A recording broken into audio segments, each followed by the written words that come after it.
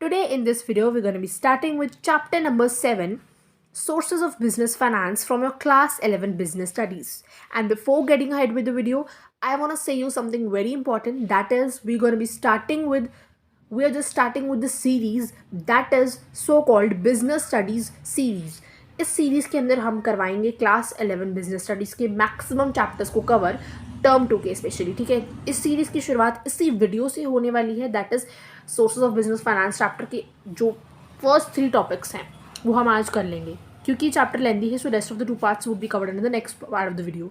ठीक है, सो आज की इस वीडियो में हम पहले थ्री टॉपिक्स को कवर करेंगे. Introduction, concept of business finance, sources of funds on the basis of ownership, and also just inculcate all your friends, indulge them all in this series. That would make them help with their most of the syllabus. So now let's get ahead without wasting any further moment. The introduction. The name of the chapter is Sources of Business Finance. Finance, तो ये word पढ़ते ही आपके दिमाग में क्या आ रहा है? पैसा. ठीक है, किसी भी बिजनेस को चलाने के लिए, ऑपरेट करने के लिए, स्मूथली फंक्शनिंग के लिए हमें फाइनेंस की ज़रूरत है. और ये ऐसा नहीं है कि किसी भी बिजनेस की स्टार्टिंग में ज़रूरत है, कॉन्टीन्यूस बेसिस पे हमें पैसे की ज़रूरत पड़ती है किसी भी बिजनेस को चलाने के लिए. एग्रीड?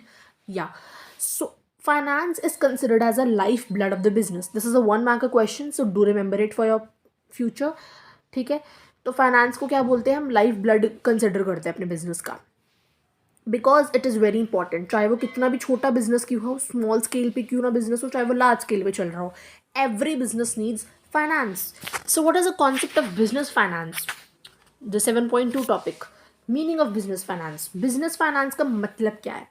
बिजनेस फाइनेंस का मतलब है वो पैसा जो आपको बिजनेस एक्टिविटीज़ कैरी आउट करने के लिए चाहिए. ठीक है, सो बिजनेस एक्टिविटीज़ आपकी कौन कौन सी हैं? देखो, acquisition of funds, usages of funds, distribution of profits by the business enterprise. किसी भी बिजनेस को फंड्स को इकट्ठा करना है, फिर उन फंड्स को यूज़ करना है परचेज करने में आपकी चीज़ों को. ठीक है, फिर उसको डिस्ट्रीब्यूट करना, जो भी उस सेल से जो भी प्रॉफिट उनको, वो प्रॉफिट जो बियर करने वाला है उसको हम डिस्ट्रीब्यूट भी तो करेंगे बिजनेस के अंदर, एंटरप्राइजेस के अंदर, लोगों के बीच में. जैसे कि कंपनी के अंदर शेयर होल्डर्स को डिस्ट्रीब्यूट करे जाते हैं डिविडेंड्स. ठीक है, तो that depends on the profit. तो ये सारी बिजनेस एक्टिविटीज़ हैं, इन सब के लिए एक पैसा चाहिए हमें. जो पैसा हमें चाहिए उसी को हम बोलते हैं बिजनेस फाइनेंस, क्योंकि वो पैसा हम बिजनेस एक्टिविटीज़ के लिए यूज़ कर रहे हैं. आई समझ? तो बिजनेस फाइनेंस के कुछ सिग्निफिकेंस है, कुछ फीचर्स हैं, की फीचर्स हैं जिनको हम आगे देखने वाले हैं. Let's move to the next slide. So the key features of business finance. The first key feature is necessary for all the business. It's as very important. कोई भी बिजनेस को फाइनेंस की बहुत ज़्यादा ज़रूरत है, कोई भी चाहे वो बिजनेस हो. ठीक है, depends upon the nature and size of the business. Finance का डिपेंड जो करता है वो होता है साइज ऑफ द बिजनेस पे. छोटा बिजनेस है तो हमें कम फाइनेंस चाहिए, ज़्यादा बड़ा बिजनेस है तो उसके लिए ज़्यादा फाइनेंस चाहिए, ज़्यादा पैसा चाहिए. ठीक है, तो ये सारे जो हैं आप आगे की फीचर्स पढ़ लेना, because it's not very important topic, so that's why I am dealing with just important ones. Chapter already बहुत लेंदी है. तो सिग्निफिकेंस ऑफ बिजनेस फाइनेंस, इस टॉपिक के अंदर हम पढ़ेंगे कि बिजनेस फाइनेंस की इंपॉर्टेंस क्या है, सिग्निफिकेंस क्या है. What is importance? अगर फाइनेंस नहीं होगा तो हम बिजनेस कैसे इस्टेब्लिश करेंगे? किसी भी बिजनेस को स्टार्टिंग में भी हमें फाइनेंस की जरूरत पड़ती है. Agreed? So finance is needed to start and establish a business. Finance is necessary to smooth run day-to-day activities, to modernize, to expand, to diversify, to grow, especially to grow. किसी भी business को चलाने के लिए, grow करने के लिए हमें फाइनेंस की सख्त ज़रूरत है. ठीक है, सैलरीज देने के लिए भी हमें किसी भी पेमेंट्स करनी है, हमें बहुत सारी, अगर हम फाइनेंस कर रहे हैं तो ये हमारी टैंजिबल एसेट्स को परचेज करने के लिए भी हमें फाइनेंस की ज़रूरत है. टैंजिबल एसेट्स का मतलब है machinery, land, building, these all are tangible assets. मतलब जो भी फिक्स्ड एसेट्स जिनको हम छू सकते हैं, that are all tangible assets.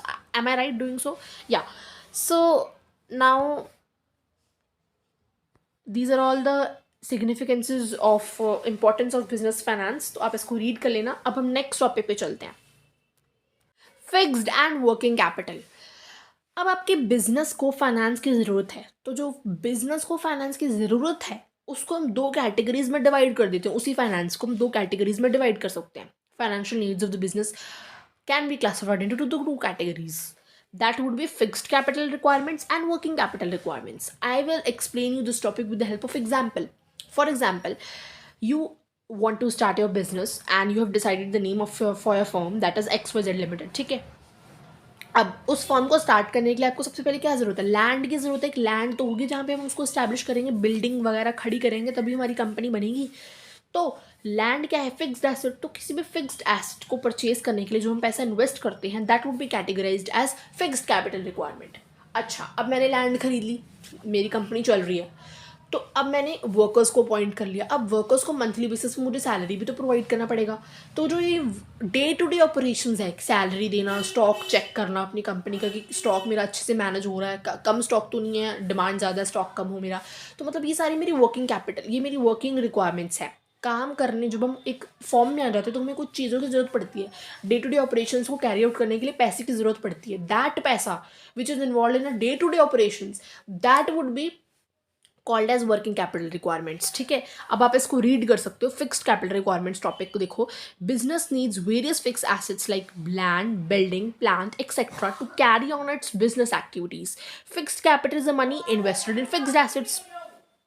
In short अगर आपको इसकी डेफिनेशन को समझना, तो ये आप एक छोटी सी लाइन को देख लो कि फिक्स्ड कैपिटल वो पैसा जो हम फिक्स्ड एसेट के परचेज में इन्वेस्ट कर देते हैं, ठीक है। सो fixed capital remains invested in the business for a long period of time. अगर आज आपने किसी अपने बिजनेस को स्टार्ट करने के लिए जो पैसे लैंड में इन्वेस्ट करा, वो आपके लंबे समय तक टिका रहेगा। ऐसा नहीं कि आज आपने कहा फिर से आप लैंड खरीदोगे। ये फिर आपकी वर्किंग कैपिटल रिक्वायरमेंट्स है जिसमें आप डे टू डे ऑपरेशंस की बात कर रहे हो। ये है कि फिक्स्ड एक बार पैसा लगाएगा तो वो एक बार पैसा लगा, लॉन्ग पीरियड ऑफ टाइम तक आपका जो है वो रिमेन होगा, चलता रहेगा। Fixed capital requirement depending on the nature of the business, scale of the business as well as your size of the business. Okay, आपके नेचर पे बिजनेस के डिपेंड करता है, आपके स्केल ऑफ ऑपरेशंस पे डिपेंड करता है। For example if there is a manufacturing organisation, उसको ज़्यादा कैपिटल की ज़रूरत है, पैसे की ज़्यादा ज़रूरत है manufacturing organisation as compare to trading concern. बेचने वाले को सिर्फ उतनी चीज़ चाहिए जितना वो बेच सकता है। मैन्युफैक्चरिंग कंसर्न से देखिए तो उसको ज़्यादा कैपिटल चाहिए, बिकॉज इट इज़ मतलब उसमें हर चीज़ की मैन्युफैक्चरिंग होने वाली है। दैट इज़ किसी भी सिंगल लाइन चीज़ की हम बात कर लें तो, ठीक है। आई होप आपको फिक्स कैपिटल रिक्वायरमेंट समझ में आ गया होगा। अब वर्किंग कैपिटल को रीड कर लेते हैं। ऑलरेडी मैं एक्सप्लेन कर चुकी हूँ आपको, ठीक है। In addition to fixed assets, every business needs funds for its day-to-day operations. अब day-to-day operations के लिए भी हमें पैसा चाहिए। तो working capital refers to the part of the total capital which is required to hold current assets for holding such as stock, bills, receivables. The working capital requirements will vary in different enterprises. जैसे आप goods को cell करते हो credit पे basis पे, तो उसको ज़्यादा वर्किंग कैपिटल चाहिए as compare to from selling goods on cash. Current assets are finance through both short and long term. ये सारे आपके वर्किंग कैपिटल को आगे एक्सपैंड करा गया है सोर्सेज के अंदर। इस चैप्टर के अंदर बच्चों, चैप्टर का नाम ही सोर्सेज ऑफ बिजनेस फाइनेंस है। अब तक हम सिर्फ बेसिक लेवल पे बात कर रहे हैं, और अब जब हम पढ़ने वाले हैं sources of funds on the basis of ownership, हम इस चैप्टर के अंदर सोर्सेज ऑफ फंड्स को बेसिकली पढ़ेंगे, ठीक है। तो वो जो फंड्स के सोर्सेज हैं उसको हमने अलग अलग बेसिस पे क्लासीफाई कर रखा है। पहला पार्ट है ओनरशिप के बेसिस पे। ओनरशिप के बेसिस पे जब आप क्लासीफाई करते हो तो दो पार्ट्स आते हैं आपके सामने, owner fund and borrowed fund, ठीक है। ओनर फंड के बारे में पढ़ते हैं अब। I have already told you कि इस वीडियो के अंदर, इस चैप्टर के अंदर बेसिकली हम पढ़ने वाले हैं अलग अलग सोर्सेज ऑफ फंड्स के बारे में। तो जो ऑनर फंड है उसके अंदर आप पढ़ोगे इक्विटी शेयर के बारे में, प्रेफरेंस शेयर के बारे में, रिटेन्ड अर्निंग्स के बारे में, global depository receipts, American depository receipts and IDRs. ये तीनों ही आपके सिलेबस से डिलीटेड हैं, तो ये हम नहीं पढ़ने वाले हैं, ठीक है। फिर बोरोड फंड्स के अंदर आप पढ़ोगे डिबेंचर्स एंड बॉन्ड्स के बारे में, loans from financial institutions, loan from commercial banks, public deposits, trade credit, inter corporate deposits. ये सारे टॉपिक्स हम कवर करेंगे under owner funds as well as borrowed funds. अभी हम ऑनर फंड और बोरोड फंड का मतलब समझ लेते हैं ताकि हम इनके बाकी के सोर्सेज ऑफ फंड्स को अंडरस्टैंड कर सकें, ठीक है। What is the meaning of owner fund? शुरुआत में मैंने आपको बताया था कि हमें फंड की ज़रूरत पड़ती है, कैपिटल की ज़रूरत पड़ती है, फाइनेंस की ज़रूरत पड़ती है बिजनेस को चलाने के लिए। तो वो जो फंड है वो हमेशा ज़रूरी नहीं कि मैं ही फंड अपना डाल दूँ। जो ओनर खुद का फंड डाल देता है बिजनेस के अंदर उसको तो हम ओनर फंड बोल देते हैं। लेकिन फॉर एग्जांपल मेरे पास पैसे कम है लेकिन मुझे बिजनेस चलाने के लिए पैसे की ज़्यादा ज़रूरत है, तो मैं बोरो कर लूँगी पैसा लोन से, for example if I take loan, किसी से बोरो कर लिया, तो that would be categorised under your borrowed funds. Owner fund के अंदर पैसा जो हम ओनर खुद पैसा जो बिजनेस के अंदर इन्वेस्ट करता है, खुद का पैसा डाल देता है बिजनेस के अंदर, that is categorized as owner funds. The funds provided by the owner of the business enterprise are known as owner funds. For example fund और capital provided by the sole trader itself, partners और share holders of the company. I hope आपको share holders का मतलब पता है। अगर आपको shares का मतलब पता, दैट्स ओनली कि आपको फिर शेयर होल्डर्स का मतलब भी पता होगा, ठीक है। Now what are features, there are some key features of the owner funds. आगे हम ओनर फंड और बोरोड फंड के बीच में डिफरेंस को भी पढ़ने वाले हैं, तो उसके अंदर की फीचर्स अगर आपने नहीं पढ़े होंगे तो आपको डिफरेंस अच्छे से समझ में नहीं आएगा। सो दैट्स वाई अब हम फीचर्स को समझ लेते हैं, फीचर्स ऑफ ओनर फंड्स क्या है, फीचर्स ऑफ बोरोड फंड्स क्या है। Now first feature is permanent capital. Why permanent capital? कि मेरा खुद का पैसा है भाई, मैं किसी को भी दूँ, किसी कुछ भी करूँ इस पैसे का, मेरा परमानेंट पैसा है, मुझे इसको रिफंड नहीं करना है। You don't need to refund, as they are not required to refund it during the life period of the business. Why? अब बोरोड फंड होगा, लोन लूंगी तो उसको रीपे भी तो करना पड़ेगा ना लोन को विद इंटरेस्ट, तो वो जो पैसा रीपे कर दूंगी तो वो तो मेरी टेम्परेरी कैपिटल हो गई। ऑनर फंड हमारा परमानेंट कैपिटल है। कंट्रोल, अब मेरे पास पूरा कंट्रोल है, जबकि पैसा ही मेरा, मैं जिस मर्जी तरीके से उसको यूज़ कर लूँ, है ना। तो रिस्क बेयरर, अब जितना रिस्क लोगे, जितना रिस्क आप ओनरशिप में डाल दोगे, उतना ही आपको रिवॉर्ड भी इंजॉय करने को मिलेगा। रिटर्न, अब आपका रिटर्न डिपेंड करता है आपकी प्रॉफिट पे। अगर आपका प्रॉफिट ही नहीं होगा, सेल ही नहीं होगी, तो फिर आपका रिटर्न कैसे आपको मिलेगा, ठीक है। No security needed, why? Because पैसा खुद का है तो सिक्योरिटी क्यों चाहिए मुझे, why? There is no security needed. But borrowed funds के अंदर जब हम लोन बाय करते हैं, लोन लेते हैं फॉर एग्जाम्पल हम किसी बैंक से, सो तब हमें किसी भी एक छोटी सी सिक्योरिटी, मतलब फिक्स्ड एसेट को हमें अपने मोर्टगेज जिसको हम बोल देते हैं उस पर रखना पड़ता है। यू कैन से कि मैंने एक एसेट अपनी गिरवी रख दी, ठीक है, तो मुझे वो करना पड़ता है in the case of borrowed funds. But यहाँ पे तो मेरी कोई सिक्योरिटी नहीं चाहिए, क्योंकि पैसा ही खुद का मेरा है, जैसे मर्जी यूज़ करो, जो मर्जी करूँ उस पैसे का, ठीक है। सोर्सेज मैंने आपको फ्लो चार्ट के थ्रू बताया कि हम जो जो पढ़ने वाले, equity shares, preference shares, retained earnings and rest of 3, ये सिलेबस में नहीं है हमारे तीनों, GDR, IDR एंड ADR, ठीक है। Borrowed funds raised through the loans और द बोरोइंग्स और नोन एज बोरोड फंड्स, ठीक है। Now features of borrowed funds, it is a temporary capital and it is one of the feature is periodic interest payment. कैसे? क्योंकि देखो बच्चा, अब आपको कोई लोन लिया, आपको उसको रीपे करने के लिए एक फिक्स पीरियड होगा कि 10 साल बाद आपको लोन चुकाना है, तो that is basically known as periodic. Period basis पे आप जब इंटरेस्ट को पे करते हो, लीगल ऑब्लिगेशन लग जाता है कि आपको इतने फिक्स्ड रेट पे और इंटरवल्स पे आपको कराते रहना है, इंटरेस्ट पे करते रहना है। Even in the case of low earnings और लॉसेस, चाहे आपको जितना मर्जी लॉस हो रहा हो, आपको लोन को तो दोबारा रीपे करना ही पड़ेगा, ठीक है, और इंटरेस्ट भी उसका बेयर करना पड़ेगा।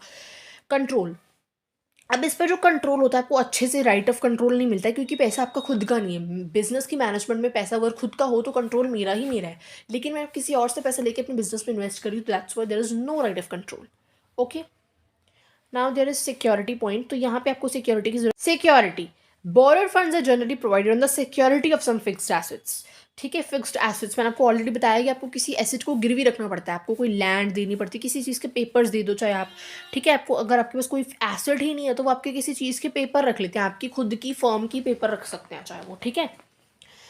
तो मतलब इस इन केसेस की अगर आप वो लोन रीपे ना कर पाओ in the if you are trapped in debt, so क्या हो कि आप उसमें से वो जो आपने एसेट गिरवी रखा है वो उनका ही हो जाएगा फिर वो परमानेंटली एसेट, ठीक है, वो पेपर्स अपने पास रख लेंगे। सो सोर्सेज मैंने आपको फ्लो चार्ट के थ्रू बता दिए थे। Now comes the difference. Now before starting with the features of owner funds and borrowed funds, I told you that if you don't memorize the features, then you won't be able to do the difference. Now the difference comes ahead. अब आप देखना कि यहाँ पे कितना ज़्यादा features के points को ही बार बार रिपीट करा गया है। फर्स्ट देख लो, owner fund, it is refers to the funds provided by the owner of the business enterprise, और ये जो है ये लोन्स के थ्रू रेज करते हैं। पीरियड ऑफ इन्वेस्टमेंट, ये परमानेंट सोर्स ऑफ कैपिटल है, ये temporary. Okay, this is a fix period. Fixed period कैसे? हमने फीचर्स में पढ़ा था कि पीरियोडिक इंटरेस्ट पेमेंट, यहाँ पे वही बात कर रहे हैं वो, ठीक है। Requirement of the capital, it does not require any security, ये भी हम फीचर्स में पढ़ के आ चुके हैं, और इसको सिक्योरिटी की जरूरत होती है, फिक्स्ड एसेट्स को अपनी सिक्योरिटी दे देते हैं, ठीक है। Now control, they have control of the management of the business, यहाँ पे do not get right of control. Borrowed funds को कोई राइट ऑफ कंट्रोल नहीं, बिकॉज पैसा खुद का नहीं है हमारा, ठीक है। Risk of refund, there is risk involve in the refund of the owners funds as there are the primary risk bearer. देखो बच्चा, जब हम खुद के पैसे अपने बिजनेस में लगा रहे हैं तो वहाँ पे शायद रिस्क रह सकता है, क्योंकि क्या पता हमें बिजनेस में कोई प्रॉफिट ही ना हो, ऐसे तो चांसेस है ना। बट बोरोड फंड्स के केस में नेग्लिजिबल रिस्क है involve in the refund of the borrowed funds, ये आप अच्छे से जानते हो क्यों है, I need not to explain it. Return, Return on honor funds like equity and preference shares known as dividend, which varies with the earnings of the company. Sorry. Now the return on the honor funds, like if you want, जो return है आपके honour fund पे उसको हम dividend बोलते हैं. आपको पता है कि जो प्रॉफिट अर्न करती है कंपनी उसको हम क्या बोलते हैं, डिविडेंड. और ये जो डिविडेंड है अलग अलग शेयर होल्डर्स को मिलता है. ठीक है, ये डिपेंड करता है आपके प्रॉफिट के ऊपर. ठीक है, the provider of borrowed funds get the interest at the fixed rate. उसको तो फिक्स रेट पे मिल जाएगा जो बोरोड फंड के केसेस में आएंगे, आप पढ़ोगे. ठीक है, सोर्सेज मैं आपको फ्लो चार्ट में बता चुकी हूँ, यहाँ पे वही एग्जाम्पल्स को बार बार डिस्कस करा गया है. आई होप आपको समझ में आ गया होगा difference. Now let's move ahead. Now there is a syllabus, now there is a topic 7.4 which will be discussed under the next part of the video. अगले पार्ट में हम 7.4 और 7.5 को कंप्लीट कर लेंगे. मैंने आपको स्टार्टिंग में बताया था हम फर्स्ट 3 टॉपिक्स को आज की इस वीडियो में कवर करेंगे. This would be the introduction video, से ज़्यादा लेंथी नहीं रखते हैं इसको. अगली वीडियो में हम रेस्ट ऑफ द 2 पार्ट्स को कवर करेंगे. और अगर आपको हमारी स्टार्टिंग, जो मैंने आपको स्टार्टिंग में बताया कि हम विंटर सीरीज़ जो है लेकर आए हैं, मतलब बिजनेस स्टडीज़ की जो सीरीज़ है लेकर आए हैं starting from 24th of December to 1st Jan. Share this video with your friends so that they may indulge in these series. And also don't forget to subscribe our channel and hit the like button. And any doubts, pin me down in the comment section. Okay, so take care, bye bye, meet you in the next video.